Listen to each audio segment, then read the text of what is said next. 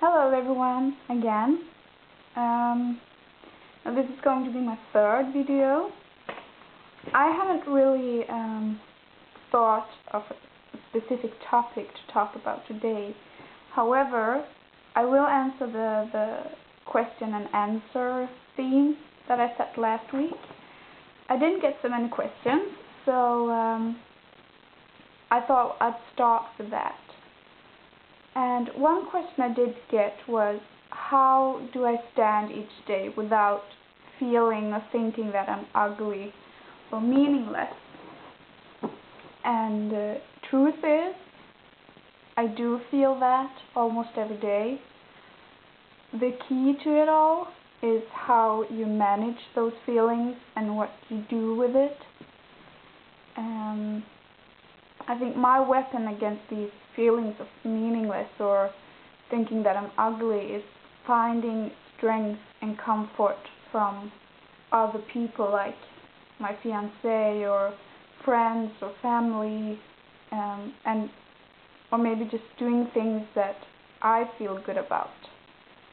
Like if I feel really down and I feel that, oh well, there's no point in my being here, and why should I keep on living because I don't make a difference, then maybe I'll talk to my fiancé and I'll see that I do make a difference.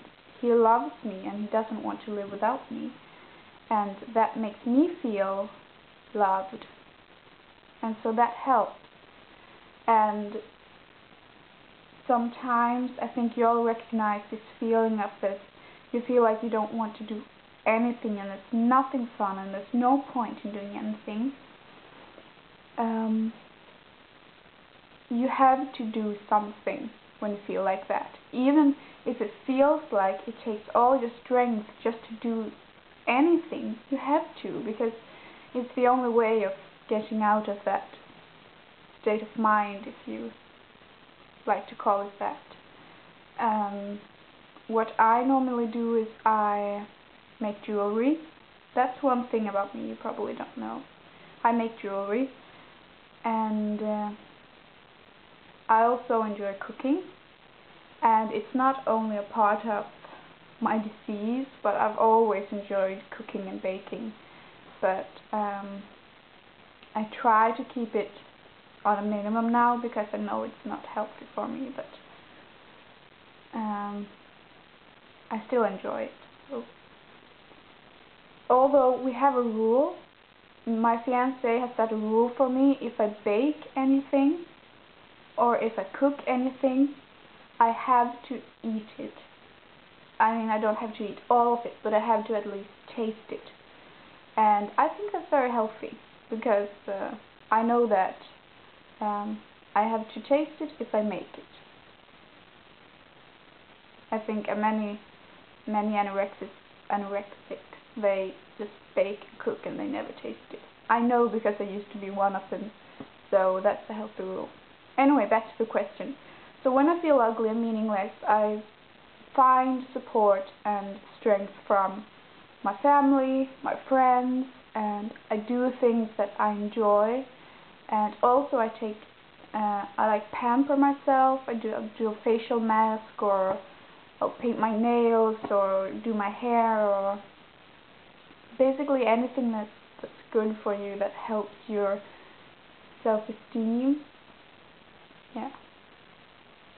Alright, so now the next question is also what I was going to talk about today. The question was, how are you doing? And I'm going to do a journal entry about this later and tell you a bit more, but how am I doing? I'm doing better, actually. I am. And I'm very happy to be able to say it, and it's not easy. I've been through a very rough week, but I think the end result of it will be positive. So what happened was, last Wednesday, which is a week ago now, I got this terrible stomach ache, and at first I thought, well, maybe it's just really bad gas, because that can hurt a lot. So I thought, well, I'm not going to do anything. Problem is, it didn't stop, and it got worse, and in the end I couldn't move because it was so painful just to move my leg like 1 inch. And my fiance wanted to call an ambulance, but I'm so stubborn, so I said no, I don't want to. And I don't like hospitals very much. I don't like going to one. Working in one is one thing. Being a patient is, well, I've been a patient so much, so I don't enjoy it really. Anyway, well, in the end I had to go. And the ambulance personnel thought at first that it was a bladder infection. And I was kind of thinking, well, it doesn't sting when I pee, but I can't pee, that's one thing. It doesn't sting or anything, but well. Well, to make a long story short, when I came to the ER, they did an ultrasound. I think it's the same in English. Anyway, and they saw that I had internal bleeding. And I passed out from the pain and from the blood loss, obviously. And from that point on, it's kind of fuzzy for about 1.5 days, maybe. I went into surgery, and they discovered that I had a whole liter of blood in my abdomen, which would explain the pain and fainting. And also during the surgery, I lost a lot of blood. All in all, I lost about half of the amount of blood you have in your body. And they discovered that I have this, I don't know the English name for it, but it's like bleeding disease, if I translate it roughly from Swedish. It means that your blood doesn't coagulate. It doesn't stop bleeding as it's supposed to. You just keep on bleeding and bleeding and bleeding. And I didn't know that. So yeah, I lost a lot of blood. So I got a lot of blood too. And they removed the blood from the abdomen. And when I woke up, I was in a lot of pain, obviously. So I've been on painkillers, which was kind of nice. And I got home on Friday, and since then I haven't been to school. The pain is better now, but I have 5 holes in my stomach. Maybe I'll show you later. It's not really much to see. But yeah, this was kind of a wake-up call for me, I guess to call it. I don't know if you remember this. I don't know if I mentioned it, but I've said that I kind of had the feeling that I was waiting for something. And I didn't know what, but I was waiting for something to happen. And I think this was it. And this might sound really silly to a lot of you, and some might recognize the feeling, but yeah.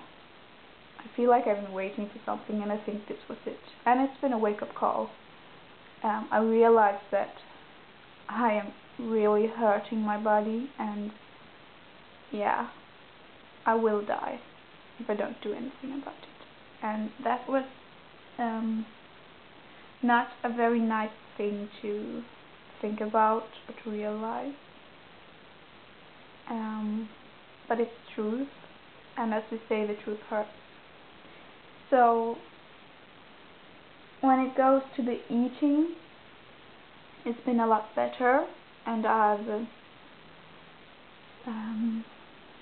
have been eating more, which is good, I guess. It's hard, really hard. And when I came home from the hospital, I had gained 4 kilos, which is about 8 pounds, I think. And well, it turned out that a lot of it was just fluid that I've gained, but so that weight came off, so it's not more than 2 pounds now actually. But well, it was hard to cope with anyway. And yeah, what else? Well, when it comes to the eating once more, as I said, I was doing better, and it's really hard, but I know that I have to, and I have made a choice. I know I wrote in my last journal entry that I had a really hard choice to make, and I made my choice. I am going to stay home and stay in school and try to deal with this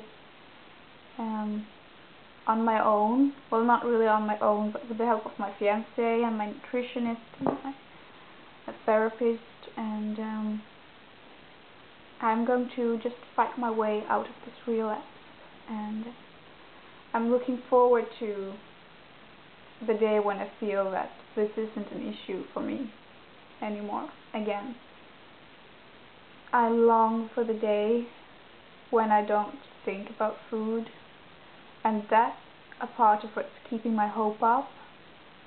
When I picture myself maybe 3 months away, happy and healthy and not thinking of food and just enjoying life and enjoying my education, and also I'm looking forward to starting a family and having children, and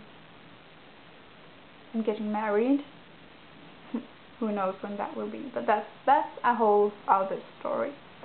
Anyway, so that's how I'm doing, and tomorrow I'm going back to school, which feels good, and yeah, so I'm doing better, and I'm glad to be able to give you some good news, actually, and I hope you all who are watching this also feel that you're heading to a better place, or at least that you want to, and you're prepared to fight for it, because I know it's worth it.